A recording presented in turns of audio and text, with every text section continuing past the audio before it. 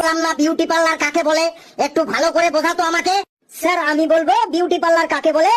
বল। Sir beauty parlour হলো একটা দোকান, সেই দোকানে মেয়েদেরকে খুব সুন্দরভাবে সাজানো হয়। স্যার কালুও ঠিক ভালো করে বলতে পারলো না, আমি বলবো। তুই আবার বিউটি পার্লার কাকে বলে জানিস নাকি? বেশ বলতো।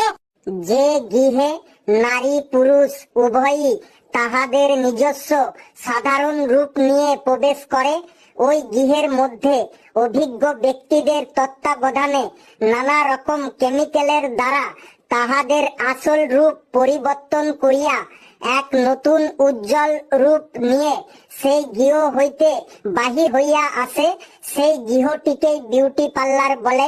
তাই নাকি? হ্যাঁ স্যার, লেবু ঠিকই বলেছে। আমি দেখেছি আমাদের পাড়ার রানু, বুচি, টুম্পা বিউটি পার্লারে ঢোকার আগে ওদের একরকম দেখতে ছিল, আর বেরোনোর সময় ওদের রবিনা ট্যান্ডন, রানী মুখার্জি, দীপিকা পাডুকোনের মতো লাগছিল। এই কালু একবার বিউটি পার্লারে গেছিল, ও